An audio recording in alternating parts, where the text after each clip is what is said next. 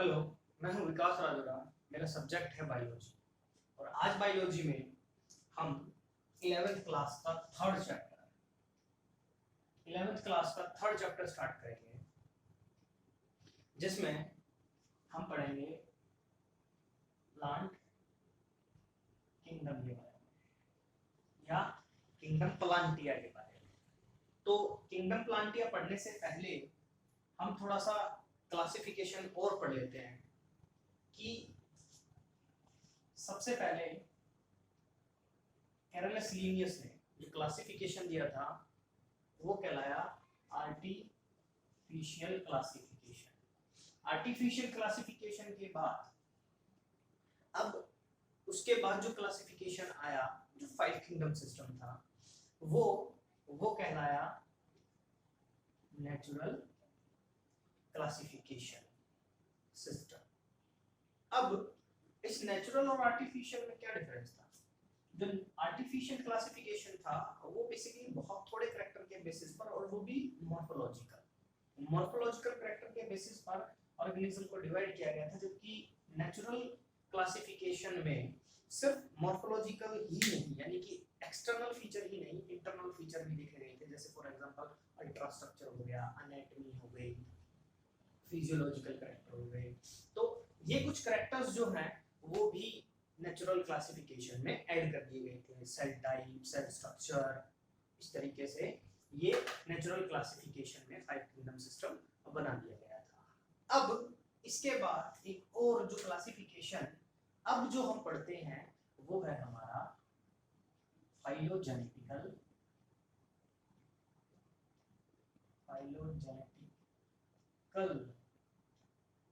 Classification या phylogenetic classification system.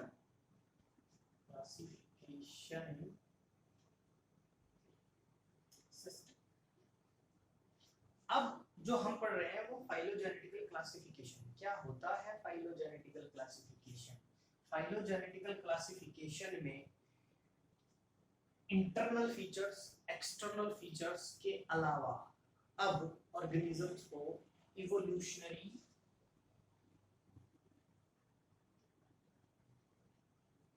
Relationship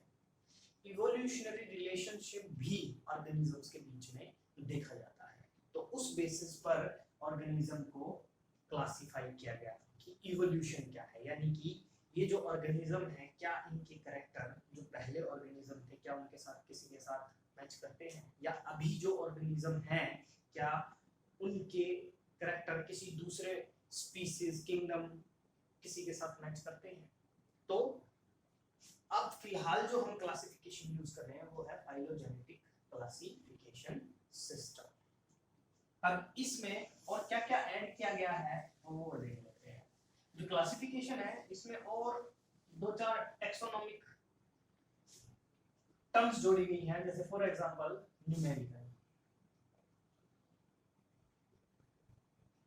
numerical taxonomy. क्या है न्यूमेरिकल टैक्सोनॉमी? बड़ी सिंपल है।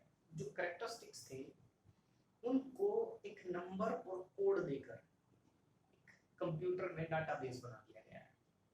अब उससे फायदा ये हुआ कि जब उन कैरेक्टरिस्टिक्स को एक कोड या नंबर दे दिया गया है तो उनको जब क्या किया जाता है, सर्च किया जाता है, तो बड़ा ही आसान हो जाता है। एक ही बार में हम 100 ऑफ कैरेक्टरिस्टिक्स मैच कर सकते हैं और देख सकते हैं। ये फायदा हो गया। नेक्स्ट है साइटोटैक्सोनॉमी। साइटो नाम से पता लग रहा है, साइटो मतलब साइटोप्लाज्म, यानी कि सेल्स के बेसिस पर क्या किया गया है, ऑर्गेनिजम्स को बांटा गया और उनको लिखा गया। नेक्स्ट कीमो टैक्सोनॉमी में केमिकल के बेस पर कि सेल्स में डिफरेंट टाइप के जो केमिकल्स होते हैं उसके बेसिस पर ऑर्गेनिजम्स को देखा गया, जिसको बोला गया कीमोटैक्सोनॉमी। तो अब फिलहाल हम जो क्लासिफिकेशन है उस क्लासिफिकेशन में इन सब टर्म्स को यूज कर रहे हैं। तो अब आते हैं फाइनली हम हमारे प्लांटिया किंगडम पर। जो प्लांटिया किंगडम है उसको 4 डिवीजन में बांटा गया।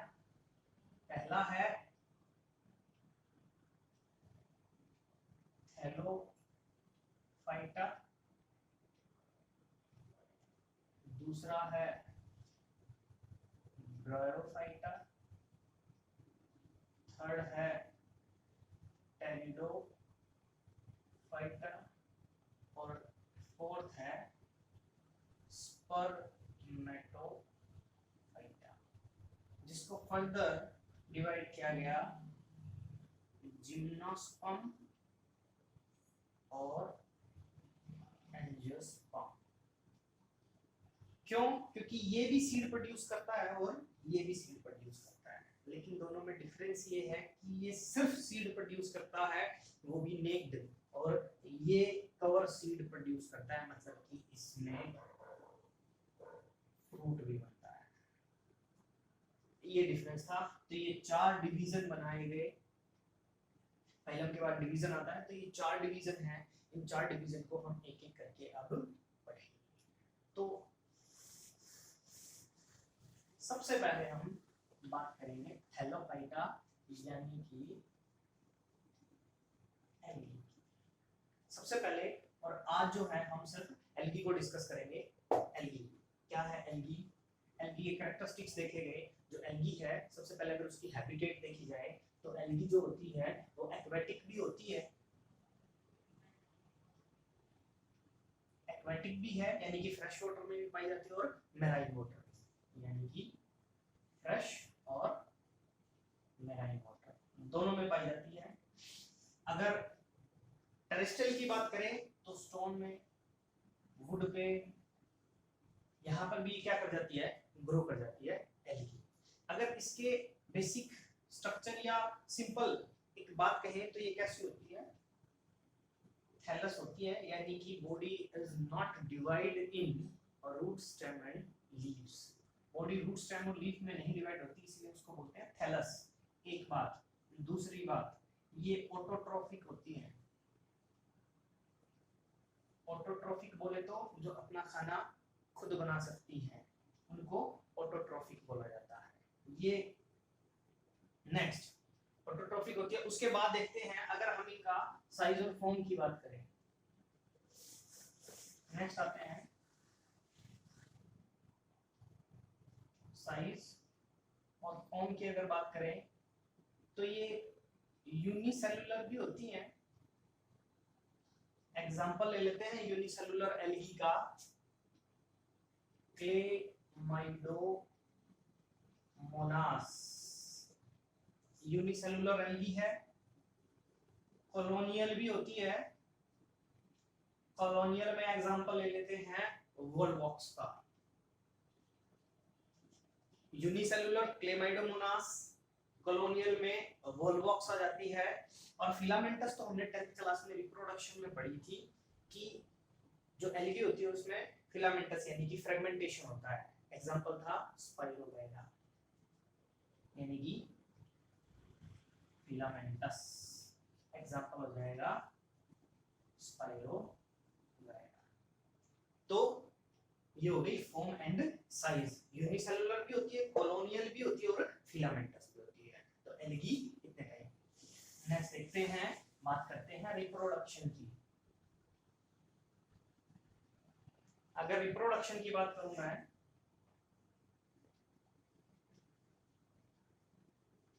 तीन टाइप का रिप्रोडक्शन होता है। सबसे पहला होता है वेजिटेटिव। वेजिटेटिव कैसे? फ्रेगमेंट्स यानी कि फ्रेगमेंटेशन कह सकते हैं इसको। वेजिटेटिव रिप्रोडक्शन होगा फ्रेगमेंटेशन के थ्रू, यानी कि जो एल्गी है वो फ्रेगमेंट्स में बढ़ जाएगी और each fragment produce a new egg. ये था वेजिटेटिव। दूसरा आते हैं, दूसरा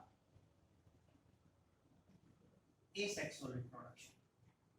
एसेक्सुअल रिप्रोडक्शन होता है जूस्पोर के थ्रू। और जूस्पोर की एक खास बात ये होती है कि जूस्पोर मोटाइल होता है, यानी कि स्पोर्स बनते हैं एसेक्सुअल रिप्रोडक्शन में, स्पोर्स बनते हैं और स्पोर्स जो होते हैं वो कैसे होते हैं, मोटाइल होते हैं। मूव करेंगे, स्पोर्स बनेंगे एसेक्सुअल रिप्रोडक्शन में, जो स्पोर बनेंगे, जो स्पोर जो है वो क्या करेंगे, मूव करते हैं, क्योंकि कारण अब इसी से मोटाइल से एक वर्ड यूज होता है हमारा फ्लैजिला। मोटाइल, कोई पूछ रहे मोटाइल क्यों होते हैं, क्योंकि फ्लैजिला प्रेजेंट होती है इसीलिए ये मोटाइल होते हैं। तो जहां पर भी ये गिरेंगे फेवरेबल कंडीशन होगी तो जो स्पोर जर्मिनेट करेंगे और एक नई एल्गी बना देंगे। नेक्स्ट, ये तो था रिप्रोडक्शन वेजिटेटिव फ्रेगमेंटेशन से और एसेक्सुअल रिप्रोडक्शन जूस्पोर से। नेक्स्ट, अब जो मैं बताता जा रहा हूँ रिप्रोडक्शन, ये आगे चलकर जब एल्गी की हम 3 टाइप्स पढ़ेंगे तो मैं सिर्फ वहां पर सिर्फ नाम दूंगा कि वेजिटेटिव, फ्रेगमेंटेशन, एसेक्सुअल, जूस्पोर। तो यहाँ पर अब जो हम मेहनत कर रहे हैं वो आगे चलकर आसान हो जाएगी। तो अभी जो मैं बता रहा हूँ रिप्रोडक्शन को थोड़ा सा ध्यान से सुनिए। लास्ट बचती है हमारी सेक्सुअल रिप्रोडक्शन।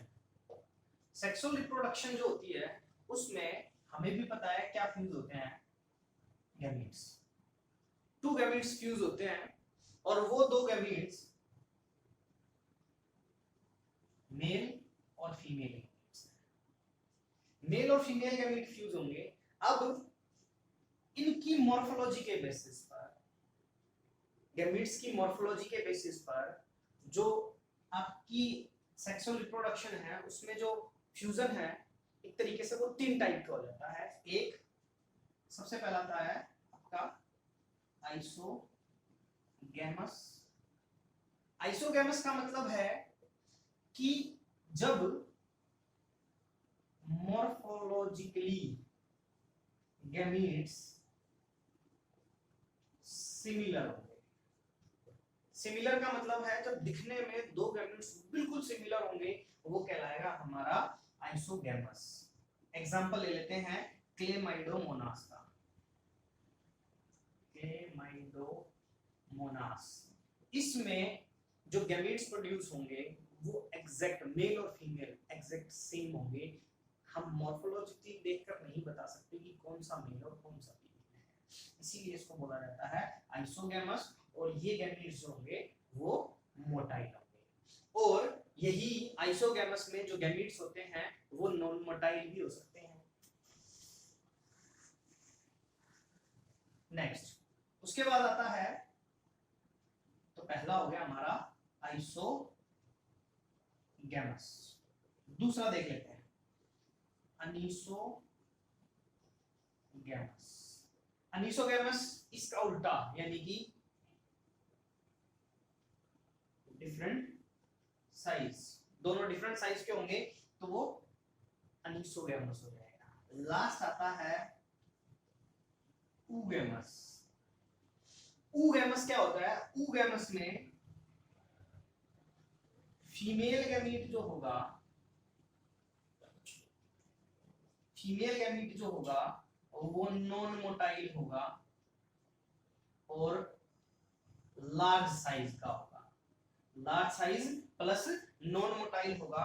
और जबकि जो मेल गैमीट है वो स्मॉल होगा और मोटाइल होगा। जब इस तरह का फ्यूजन हो, गैमीट फ्यूज करे तो वो क्या रहता है, फ्यूजन ऊगैमस।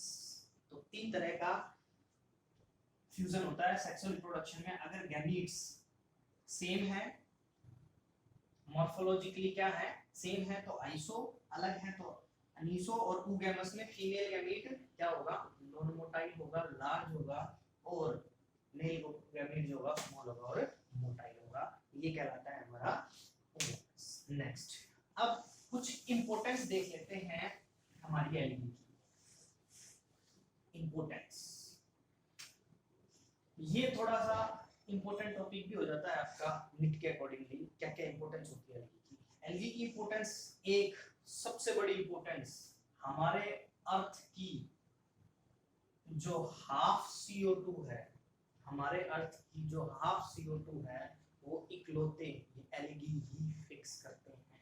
CO2 को फिक्स करते हैं, हाफ अर्थ की हाफ CO2 को अकेले ये एल्गी ही फिक्स करते हैं। दूसरा देखते हैं दूसरा अगर बात करें तो ये वाटर में,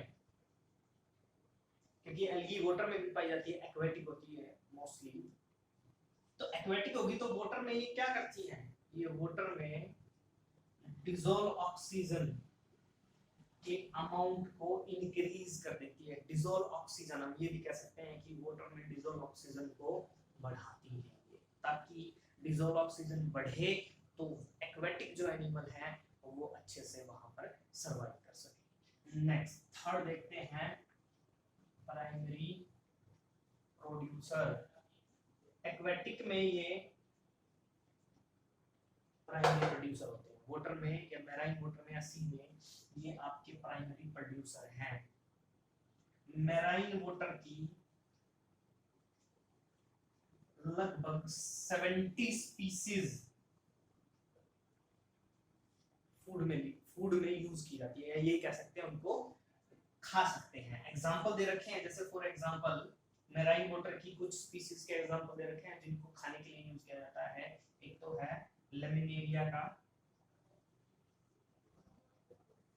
लेमिनेरिया और दूसरी है हमारी पोरफाइला। ये कुछ एग्जांपल हैं।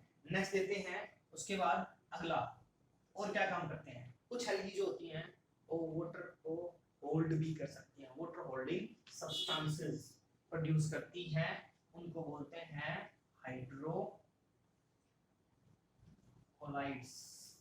वाटर को होल्ड करने के लिए सब्सटेंस बनाती है, उनको बोलते हैं हाइड्रोकोलाइड्स। एग्जांपल दे रखा है इसने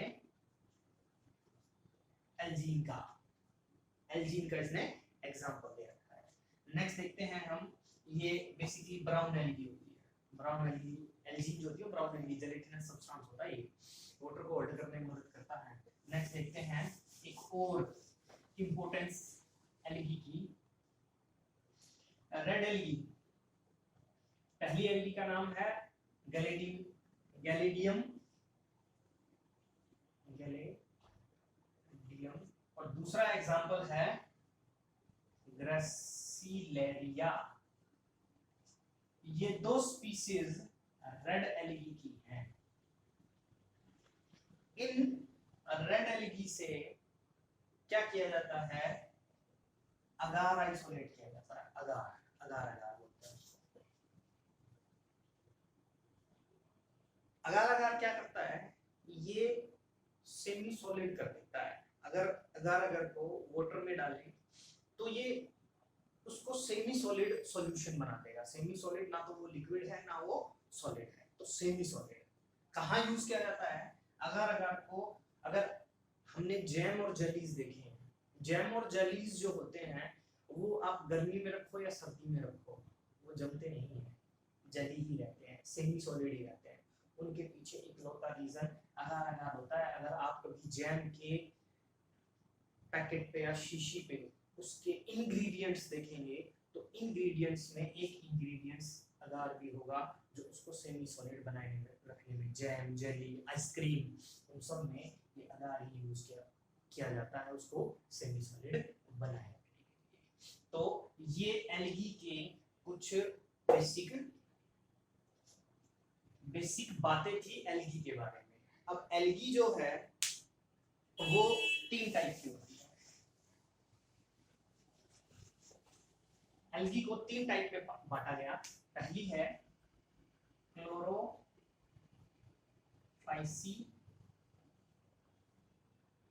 दूसरी है Phaeophyceae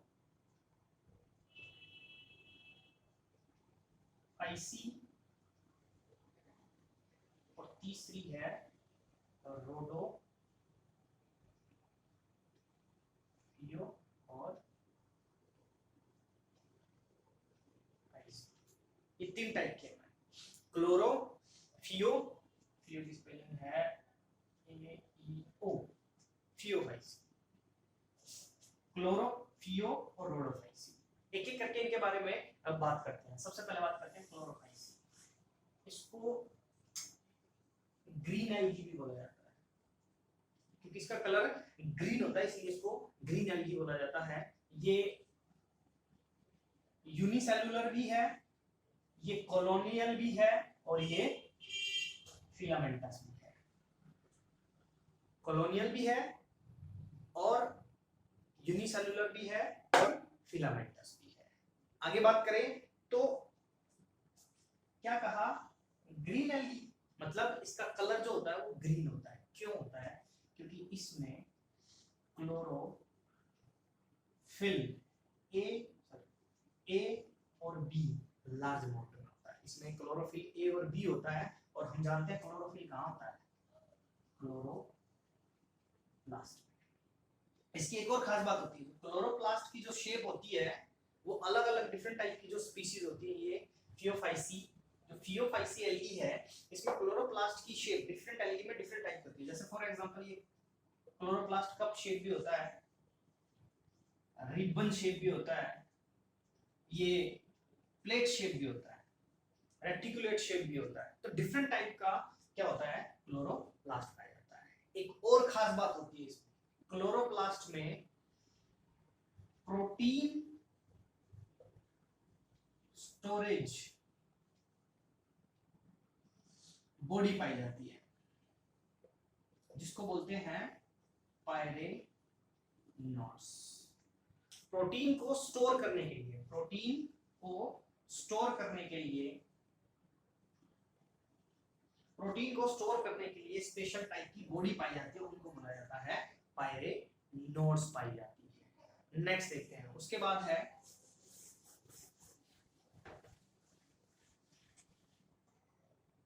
food store. Green algae basically starch store करती है, स्टार्च, लेकिन कुछ एल्गी ऑयल ड्रॉपलेट्स भी स्टोर करती है। मेन फूड रिजर्व क्या करती हैं, स्टार्च, लेकिन कुछ जो होती है वो ऑयल ड्रॉपलेट्स को भी स्टोर कर लेती है। नेक्स्ट और खास बात देखते हैं, इनकी जो सेल वॉल होती है वो रिजिड होती है, मतलब कि इनकी जो वॉल है वो थोड़ी थिक होती है, और थिक इसलिए होती है क्योंकि सेल वॉल में दो लेयर होती है। जो इनर लेयर है उसको वो बनी है सेलुलोज की, और जो आउटर लेयर है वो बनी है पैक्टिन की। दो लेयर होती है इसमें, बाहर की पैक्टिन की और अंदर की सेलुलोज की बनी होती है। इसमें क्लोरोफाइसी।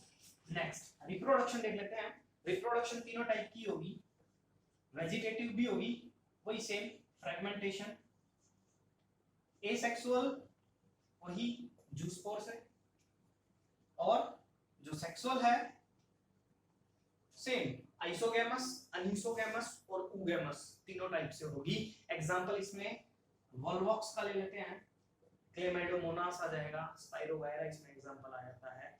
ये कुछ एग्जांपल दे रखे हैं। नेक्स्ट देखते हैं, उसके बाद है हमारा फियोफाइसी। नेक्स्ट एल्गी है हमारी फियोफाइसी,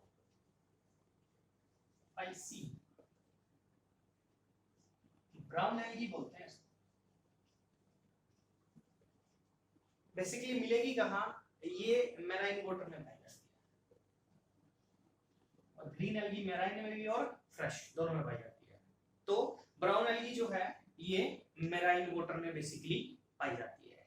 इनकी इंपॉर्टेंट बात क्या है कि इनका जो साइज है और जो फॉर्म है वो बहुत ज्यादा वेरी करते हैं, क्योंकि ये सिंपल ब्रांच से लेकर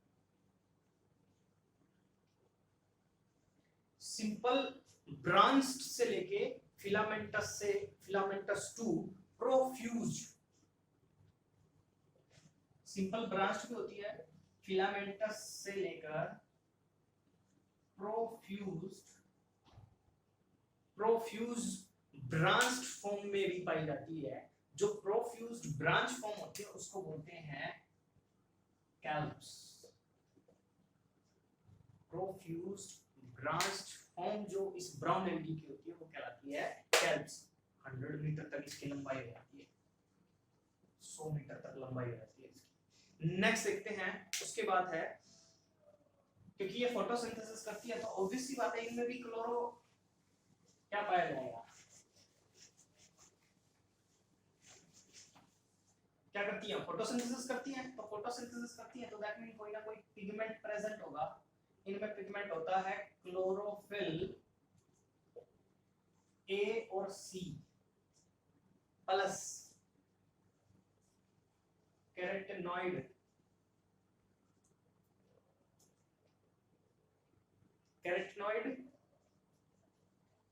ज़ैंथोफिल, ये कुछ पिगमेंट्स पाए जाते हैं इसमें आपके फियोफाइसी ब्राउन एल्गी में। अब जो ब्राउन एल्गी का कलर है वो ब्राउन क्यों होता है? तो और कैसा होता है? जरूरी नहीं है वो डार्क ब्राउन होता है। ब्राउन एल्गी दैट्स मीन क्यों डार्क ब्राउन? ब्राउन एल्गी का कलर डिपेंड करता है इन पिगमेंट्स पर। प्लस देखते हैं ब्राउन एल्गी का कलर ऑलिव ग्रीन से लेकर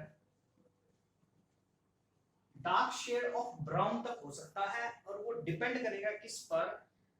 ज़ैंथोफिल के अमाउंट पर। और एक और होता है फ्यूकोज़ैंथीन।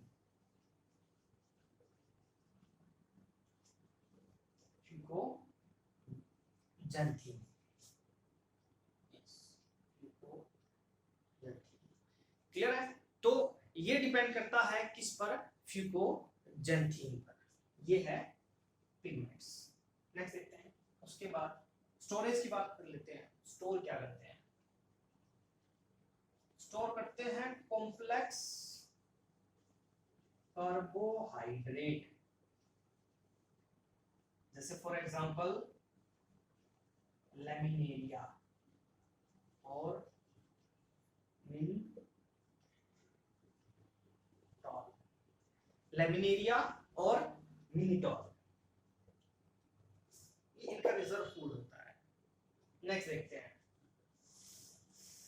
कुछ एल्गी जो होती हैं ब्राउन एल्गी, उनके बाहर एक जेलेटिनस शीट होती है। फॉर एग्जांपल मान लो ये एल्गी है, इस एल्गी के बाहर ये जेलेटिनस की एक शीट होती है जिसको बोला जाता है एल्जीन।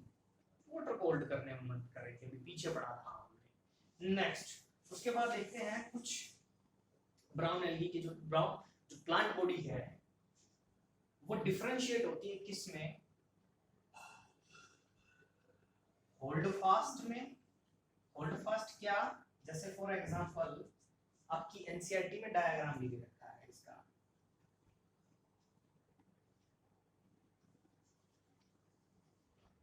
Like this.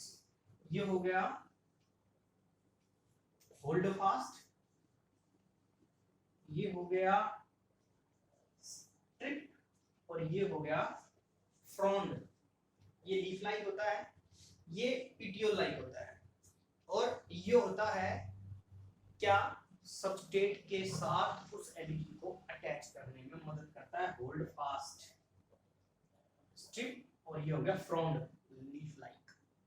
तो कुछ ब्राउन एल्गी की शेप ऐसी भी होती है। रिप्रोडक्शन की बात करें तो तीनों तरीके से रिप्रोडक्शन होगी।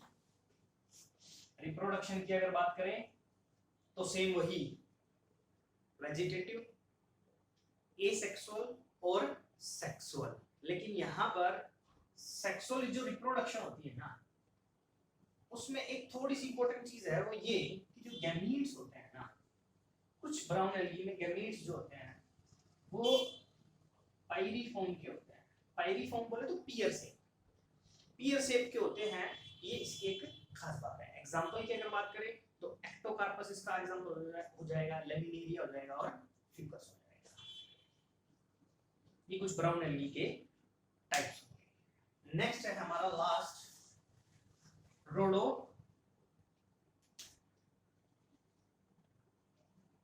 फाइसी।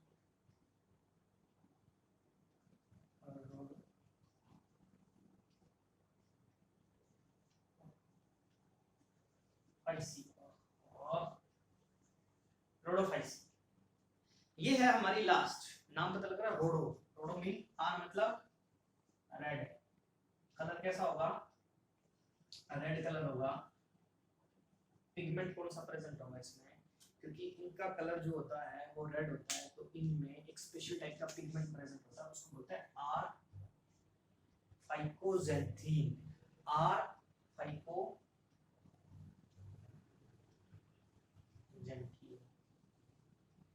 ये है स्पेशल टाइप का पिगमेंट, आर फाइकोएथ्रीन, आर फाइकोएथ्रीन।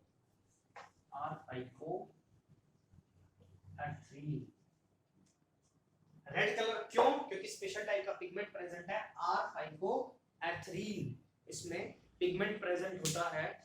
इसके अलावा ये मल्टी सेलुलर होती है, मोस्टली मेराइन, मोस्टली क्या मेराइन ही होती है। और खास बात डेप्थ पे भी मिलती है और सरफेस पर भी मिलती है। सबसे नीचे मेराइन वाटर में सबसे नीचे रेड एल्गी ही मिलती है, क्योंकि वहां तक सन की रेज नीचे तक जाती है, तो इसमें एबिलिटी होती है उन रेज को कैप्चर करके फूड को सिंथेसाइज करने में। इसमें ए और डी ये पिगमेंट भी प्रेजेंट होता है, ए और डी।